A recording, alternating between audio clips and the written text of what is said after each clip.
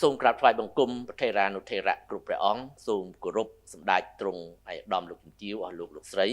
បងប្អូនអ្នកសារព័ត៌មាននិងជនរួមជាតិទាំងក្នុងនិងក្រៅប្រទេសជាទីគោរពនិងជាទីរាប់អានដោយការបញ្ជាក់របស់សម្ដេចមហាបវរធិបតីហ៊ុនម៉ាណែតនាយករដ្ឋមន្ត្រីនៃប្រជាជាតិអាណាចក្រកម្ពុជារួចហើយថាការការពារបូរណភាពទឹកដីនិងប្រជាពលរដ្ឋគឺជាអាទិភាពចម្បងខ្ពស់បំផុតរបស់រាជរដ្ឋាភិបាលនេះមិនមែនគ្រាន់តែជាពាក្យសម្ដីទេប៉ុន្តែគឺជាការបដិញ្ញាចិត្តយ៉ាងច្បាស់លាស់របស់រាជរដ្ឋាភិបាលនឹងបានស្ដែងចេញជាសកម្មភាពជាក់ស្ដែងជារៀងរហូតមក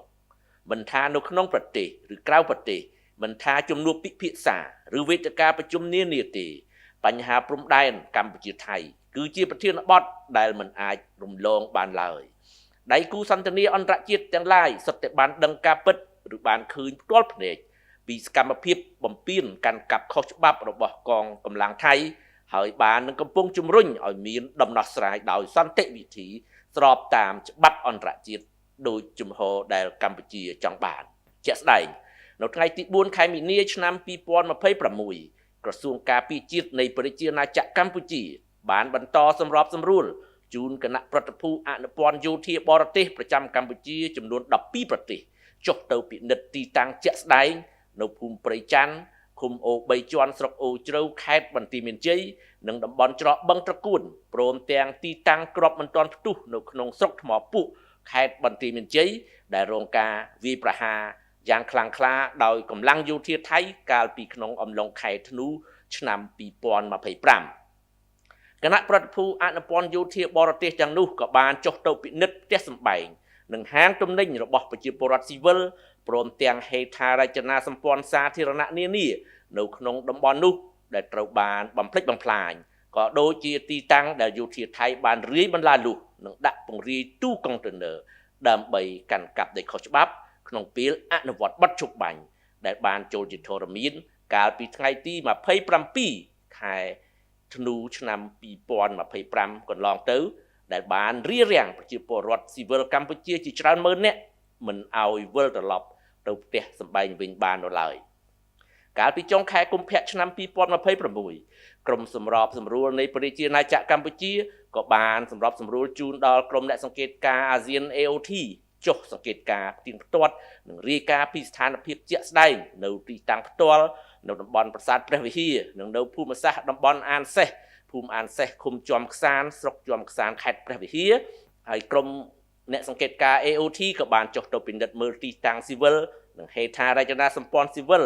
ដូចជាលំនៅឋានរបស់ប្រជាពលរដ្ឋដែលរងការខូចខាតយ៉ាងធ្ងន់ធ្ងរដោយការវាយប្រហារទាំងបំពានរបស់យោធាថៃកាលពីក្នុងអំឡុងខែធ្នូឆ្នាំ2025ដូចគ្នាដែរចំណែកក្រសួងការបរទេសនិងសហប្រតិបត្តិការអន្តរជាតិក៏បានសម្របសម្រួលអង្គទូតនិងតំណាងអង្គការអន្តរជាតិចុះទៅពិនិត្យស្ថានភាពជាក់ស្ដែងនៅតាមព្រំដែនជាបន្តបន្ទាប់វត្តមានរបស់អង្គទូតតំណាងអង្គការអន្តរជាតិមន្ត្រីអនុព័ន្ធយោធាបរទេសនិងក្រុមអ្នកសង្កេតការណ៍អាស៊ាន AOT ក៏ដូចជាអ្នកសារព័ត៌មានជាតិនិងអន្តរជាតិចុះទៅពិនិត្យផ្ទៀងផ្ទាត់និងរាយការណ៍ជាបន្តបន្ទាប់ពីស្ថានភាពជាក់ស្ដែងនៅតាមទីតាំងដែលថៃបានបំពានទន្ទ្រានកាន់កាប់ខុសច្បាប់បានបង្ហាញឲ្យឃើញពីសកម្មភាពការទូតយ៉ាងសកម្មរបស់រាជរដ្ឋាភិបាលក្នុងការការពារបូរណភាពទឹកដីនិងប្រជាពលរដ្ឋខ្មែរ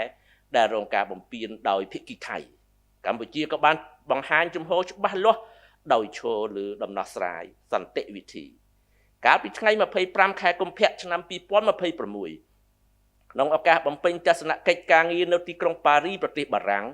ឯកឧត្តមឧបនាយករដ្ឋមន្ត្រីប្រាក់សុខុនរដ្ឋមន្ត្រីក្រសួងការបរទេសនិងសហប្រតិបត្តិការអន្តរជាតិក៏បានជួបពិភាក្សាការងារជាមួយនឹងឯកឧត្តម Jean-Luc Barrot រដ្ឋមន្ត្រីអឺរ៉ុបនិងការបរទេសបារាំងឯកឧត្តមឧបនាយករដ្ឋមន្ត្រីបានថ្លែងអំណរគុណប្រទេសបារាំងដែលបានផ្ដល់សិទ្ធិដល់កម្ពុជាឲ្យចូលប្រើប្រាស់ឯកសារបណ្ណាសាផែនទីនិងឯកសារប្រវត្តិសាស្ត្រដែលរួមចំណែកលើកកម្ពស់ការយល់ដឹងកាន់តែប្រសើរអំពីការកំណត់ព្រំដែនឯកឧត្តមឧបនាយករដ្ឋមន្ត្រីបានបញ្ជាក់សារជាថ្មីនៅការបដិញ្ញាចិត្តរបស់កម្ពុជាក្នុងការដោះស្រាយជម្លោះដោយសន្តិវិធីស្របតាមច្បាប់អន្តរជាតិនិងពីសារៈសំខាន់នៃការថែរក្សាសន្តិភាពនិងស្ថិរភាពខណៈដែលកម្ពុជាកំពុងខិតខំប្រឹងប្រែងក្នុងការធានាការវិលត្រឡប់របស់ប្រជាជនព ពលរដ្ឋស៊ីវិលរបស់ខ្លួនទៅកាន់លំនៅឋានវិញដោយសុខសុវត្ថិភាពនិងសេចក្តីថ្លៃថ្នូរអាយដាម Jean-Noël Barrot បានបញ្ជាក់ពីការត្រៀមលក្ខណៈជាស្រេចរបស់បារាំងក្នុងការគ្រប់គ្រងគំនិតផ្ដួចផ្ដើមក្នុងគោលបំណងជំរុញដោះស្រាយបញ្ហាដោយសន្តិវិធីនិងដោយអនុលោមតាមច្បាប់អន្តរជាតិអ្នកនាំពាក្យរាជរដ្ឋាភិបាលសូមបញ្ជាក់ជូនសាជាថ្មីថារាជរដ្ឋាភិបាលនិងថ្នាក់ដឹកនាំកម្ពុជាបាននឹងកំពុងខិតខំប្រឹងប្រែងយ៉ាងខ្លាំងលើវិស័យការទូតដើម្បីការពារអធិបតេយ្យភាពជាតិបូរណភាពទឹកដីនិងការពារប្រជាពលរដ្ឋជាមួយនឹងជំហរសន្តិភាពនិយមតែដាច់ខាតមិនធ្វើសម្បទានបូរណភាពទឹកដីនិងសេចក្តីថ្លៃថ្នូររបស់ប្រជាជាតិខ្មែរឡើយក្នុងន័យនេះរាជរដ្ឋាភិបាលកម្ពុជាប្រកាន់ជំហរម៉ឺងម៉ាត់ក្នុងការពារខ្សែព្រំដែនអន្តរជាតិកម្ពុជាថៃដែលបន្សល់ទុកដោយគណៈកម្មការព្រំដែនឥណ្ឌូចិនសៀមដោយគោរពគោលការណ៍ច្បាប់អន្តរជាតិគោលការណ៍ខ្សែព្រំដែនមិនកែប្រែគោរពអនុសញ្ញាសន្ធិសញ្ញាបារាំងសៀមផែនទីនិងកំណត់ហេតុបោះបង្គោលព្រំដែនរបស់គណៈកម្មការបោះបង្គោលព្រំដែនឥណ្ឌូចិនសៀមព្រមទាំងកិច្ចព្រមព្រៀងនិងឯកសារពាក់ព័ន្ធនានា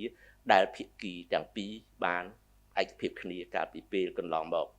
កម្ពុជាមិនទទួលស្គាល់ជាដាច់ខាតនៅការកែប្រែខ្សែព្រំដែនណាមួយដែលកើតចេញពីការប្រើប្រាស់កម្លាំងអាស្រ័យហេតុនេះសូមបងប្អូនជនរួមជាតិមេត្តាជ្រាបជាព័ត៌មានសូមអរគុណនិងសូមគោរពលាតែប៉ុណ្ណេះ